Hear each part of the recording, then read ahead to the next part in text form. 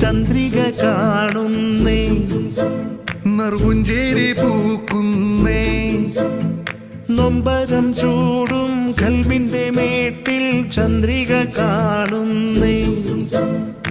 ഇഫ്താറിൻ ചുണ്ടിൽ കൽക്കണ്ടം പോലെ ചന്ദ്രിക കാണുന്നേ.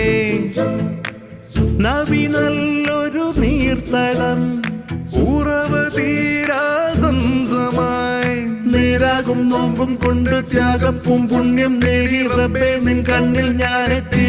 റംസാൻ വന്നേ, സുറുമകളാൽ മിഴിവരച്ചേ വാനം. റംസാൻ വന്നേ, പ്രിയരണഞ്ഞേ, തുടുതുടുത്തേ ലോകം.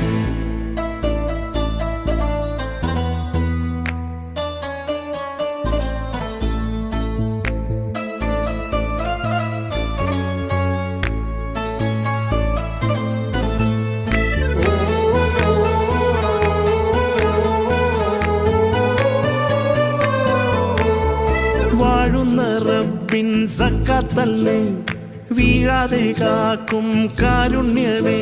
ഓ നിസ്കാരം നൽകും നീനാമല്ലേ, വാഴ്വിൻ്റെതെല്ലാം അങ്ങേതല്ലേ. കൽബിൽ നീ ചേർത്തിടേണേ, വാടി വീഴാതെന്നയും. മലക്കുകൾ കൂട്ടു നൽകണേ ദുരാവിൻ നീറ്റിലും. നേരാകും നോമ്പും കൊണ്ട് ത്യാഗപ്പും പുണ്യം നേടി റബ്ബേ നിൻ കണ്ണിൽ ഞാനെത്തി. റംസാൻ വന്നേ, സുറുമകളാൽ മിഴിവരച്ചേ വാനം. റംസാൻ വന്നേ, പ്രിയരണഞ്ഞേ, തുടുതുടുത്തേ ലോകം. ചന്ദ്രിക കാണുന്നേ, നറുപുഞ്ചിരി പൂക്കുന്നേ, നൊമ്പരും ചൂടും കൽവിന്റെ മേട്ടിൽ ചന്ദ്രിക കാണുന്നേ. ഇഫ്താറിൻ ചുണ്ടിൽ കൽക്കണ്ടം പോലെ ചന്ദ്രിക കാണുന്നേ. നബി നല്ലൊരു നീർത്തടം, ഉറവ തീരാ സംസമായി, നേരാകും നോമ്പും കൊണ്ട് ത്യാഗപ്പും പുണ്യം നേടി റബ്ബേ നിൻ കണ്ണിൽ ഞാനെത്തി. റംസാൻ വന്നേ, സുറുമകളാൽ മിഴിവരച്ചേ വാനം. റംസാൻ വന്നേ, പ്രിയരണഞ്ഞേ, തുടുതുടുത്തേ ലോകം.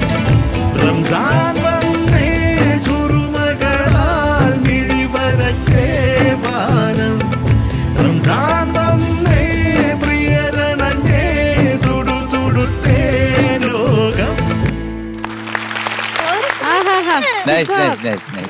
ആരാണ് ഇതിന്റെ സൃഷ്ടാവ്?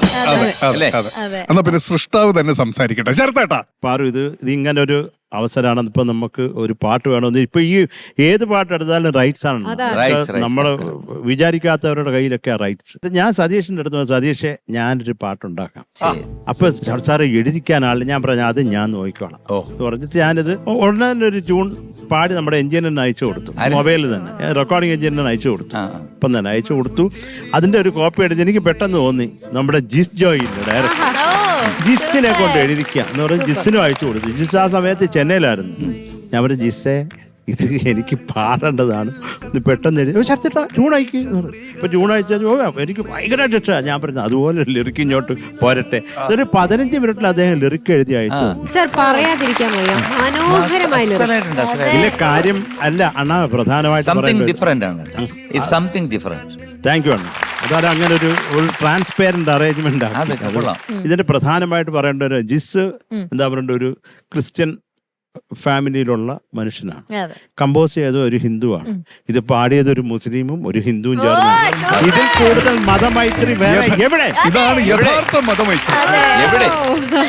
എന്തായാലും താങ്ക്സ് ടു ജിസേട്ടൻ. കാരണം ഓൾറെഡി നമ്മുടെ ജൂനിയറിന്റെ ഗ്രാൻഡ് ഫിനാലെ നമ്മളെ ഞെട്ടിച്ചിട്ട് പോയതാണ് ഒരു വരികളൊക്കെ എഴുതി പെട്ടെന്ന്.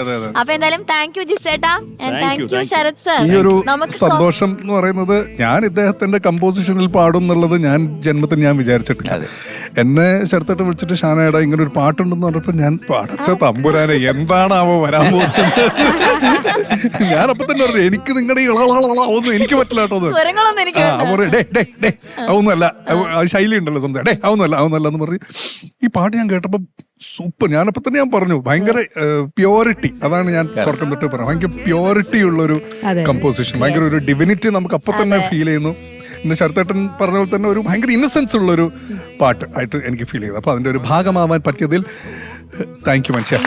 ഈദ് മുബാറക്.